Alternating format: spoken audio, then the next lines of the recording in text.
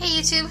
Today we'll be talking about magic. Ooh, the new high elf magic. I'm going to be comparing this with the old high magic, just so if you're familiar with the old one, you'll get a good frame of reference. So the first thing we get that's new is the lore attribute. The lore attribute is basically the old Shield of Sapphire, but kind of works a little differently. Basically, the unit that the wizard is in that successfully casts a spell from the high magic lore gains a +1 ward save for each spell that they get off. So if they cast Drain Magic, then Soul Quench, then what's another one? Apophis and Hand of Glory, they'll go up to a 3-up ward save, that unit. So that's pretty cool. And then basically the old Shield of Sapphire had to cast it and only gave you a 5-up ward save. But it could be cast on any friendly unit, so it kind of trades sides. But it's kind of an automatic spell. If you get anything off, you'll get a little bit of boost to your ward save, which is cool. We have 2 signature spells, Drain Magic and Soul Quench.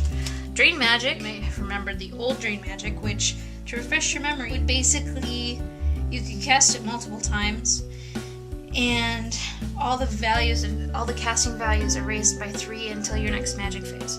So this would make it harder for you to cast magic, and also harder for your opponent to cast magic. This Drain Magic is basically a powerful dispel. You have to cast it on a unit, friend or foe, and all the spell effects and remains in play spells are immediately dispelled. So if you have a hex on your unit, you can dispel it using this. If an enemy unit had a bunch of stuff buffed up on it, you can dispel everything in one go. You don't have to make separate dispel casts, which is kind of neat. You can increase that to a range of to all units, friend and foe, within 18 inches, and that gets more difficult, 14 plus. Soul Quench is the other signature spell. This is a magic missile with 2d6 strength for hits, only 18 inches, so it's pretty cool. You can boost it up to do d6 strength for hits. It's a good way to target individual enemies or small chaff units, get them out of the way. The equivalent of Soul Quench would probably be Fury of Cain on the old book. So that was also an 8+ cast, and it was a range of 24 inches and would cause 2d6 strength for hits. So it's the same casting value. It can be boosted, but it does the same thing with a shorter range. But it also gets the lore attribute, which Fury of Cain did not. Next we have Apophis. The Apophis. There's really no equivalent in the old book, so we'll just talk about this. Basically, you can target a single model and that model gains back a wound. So it's kind of like a healing potion. You can choose to boost it up to regain D3 lost wounds, which is kind of random. You have 1/3 of a chance of not getting any bonus from increasing the casting value to 10, but if you have a level 4 lore master with one of these cool new items that lets you reroll 1 die, you can just throw 1 die at this, and if you fail it, reroll it. Chances are you'll get it off. So that's pretty neat, because there's so many of these low casting levels. That's 5, 8, 7, there's another 8, 5, and the other 3 are a lot bigger. But if you have a lot of dice to throw around and a powerful mage, you can get off a lot of stuff. You can also give units fear with this, so that's kind of cool. And the next one is Hand of Glory, which is basically like Miasma, except boosting your own units. Defying Miasma, you target an enemy unit and you select either movement, initiative, ballistic skill, or weapon skill, and that gets downgraded by D3. This, you target a friendly unit and it gets increased by D3. You can also boost it to increase all of the attributes, weapon skill, ballistic skill, initiative, or movement, with a 10+. So that's pretty cool. There isn't really a similar spell in the old book. So the next spell is Walk Between Worlds, and basically you can target a single unit within 24 inches that is not in combat already, and basically the unit is ethereal and can move. Okay, so this is kind of like Steed of Shadows from the Lore of Shadow, which is similar in that you can move a friendly character only within 12 inches, and it's only a friendly character. This is a friendly unit. So, and the friendly character has to be within 12 inches. The unit only has to be within 24 inches. And with Steed of Shadows, the target makes it move using the Fly special rule, and the Walk Between Worlds is the Ethereal special rule. The only real difference between Ethereal and Fly, there really isn't any except for things that affect flying movement specifically. And the unit doesn't remain ethereal. Yeah, they just are ethereal for the purpose of moving. They don't remain ethereal until the next phase, until the next magic phase. So yeah, you can also boost it to move something 20 inches. So this is really cool because, you know, typically you deploy 24 inches apart. So if you really wanted to get stuff in their way, you could, you know, fly something up, you know, just in front of their battle lines, and then, or use some fast cav and really just get them into their war machines really quickly, you know, force something to charge them, and, you know, force your opponent to deal with that unit. This is kind of what I would use it for. Vanguard, these guys, march them up behind the lines, and then, or to within range at least, and then Walk Between Worlds. Oh, there's some in the middle over there. Walk Between Worlds right up to in front of their war machine, and then, or to the side of the war machine. Just get in their way. It'd be fun. Or if you wanted to protect your own unit from potential damage, that would be used for that too. And the next one is Tempest. So this one uses the large round template. It's actually pretty big, and it scatters d6, so 6 inches. So you have a range of 6 inches, so it could move over here in a bubble. So that's actually not very far. You're likely to hit whatever you're targeting, at least with at least whatever you're targeting.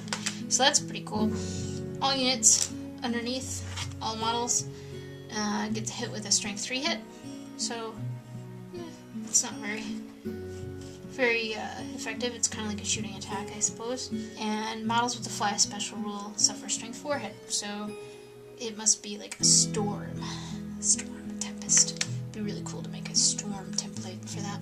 If a unit suffers any unsafe wounds from the spell, it suffers a -1 modifier to all hit rolls. Ooh, so that's not just -1 to ballistic skill, weapon skill. That's roll the dice and -1 to that die until the caster's next magic phase. So it's a direct damage and a hex. That's pretty cool. I didn't think it was actually that effective with the D3 or the strength 3 hits, but the combination of the hex part of it is pretty good. But the unit has to suffer a wound from it first. So it has to get off a wound before it can do the hex. But 2 in 1 is pretty cool. The next one is kind of the revamp of Val's Unmaking. This is Arcane Unforging. So before I read you what it does, I'm going to kind of refresh our memory on what Val's Unmaking was. So Val's Unmaking was a cast on 12+, and cast on an enemy unit within 24 inches, and can be cast in close combat. The owner of the unit must reveal to the caster all magic items in the unit. The caster can choose one of them to be nullified. So if you have your enemies, Mage Bunker and Champion and Magic Standard all in one unit, they have to show you all the magic items, and you get to choose one to destroy. So that's what the old Vaults Making would do. Arcane and Forging is a direct damage spell within 24 inches. It's 1 more to cast, same range, and you target a single enemy model instead of a unit. But you can target a character in a unit. So the target suffers a single wound on a die roll, greater than or equal to the model's unmodified armor save. So this is good for those 1+ captains or generals, 1+ armor save generals.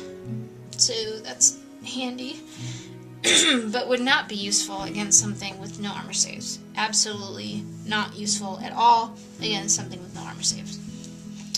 So I think Scaly Skin wouldn't even count, because it's a special rule and not technically an armor save. I'm not really sure about that. No armor saves are permitted against wounds caused by the spell, but I'm assuming you could still take ward saves and regeneration against this, but I'm not sure. Regardless if this wounds or not, the owning player must reveal to the caster all magic items possessed by the target, and the magic item to be destroyed is randomly selected, and it is destroyed on a 2+. So there's a chance that you might not do anything if you target someone with, you might not wound and you might not destroy any items. So that's kind of annoying, whereas Vols Unmaking was pretty guaranteed. You get to destroy an item. On the plus side, you get a chance to wound and destroy an item. So that's awesome. There's restrictions against, you can't destroy something that's already been used as a one-time use item, and things like that. And, this is my favorite.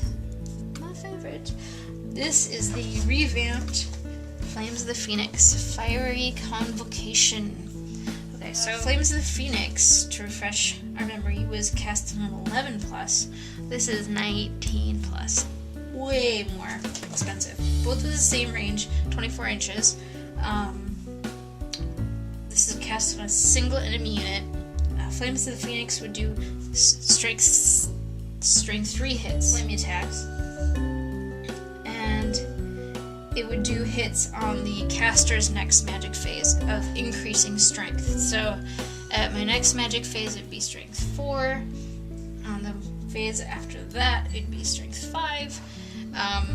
The annoying bit about Flames of the Phoenix was that it was only at 11 to cast, so it was likely that the enemy, your opponent, could dispel it on their magic phase, even if you got it off with Irresistible Force on your magic phase. This, if you can get it off, will be much harder to dispel. It does strength 4 hits right off the bat, and it does another strength 4 hits at the end of every subsequent magic phase. So if you get this off, your opponent is going to have to dispel it or take the hit. So that's a neat way to do it. I like this. Even though it doesn't grow in strength, strength 4 is enough to do major damage to even heavy armor units. You'll do some decent damage. So that's my favorite one, I think, out of the bunch. Though I have to learn to be more sneaky, and so maybe the Tempest, no, not the Tempest, Walk Between Worlds would be more tactically advantageous. And the combination of debuffs and direct damage are pretty cool. So, very cool lore. It's a big improvement on what we had before, and I'm really looking forward to getting a chance to play with it. So,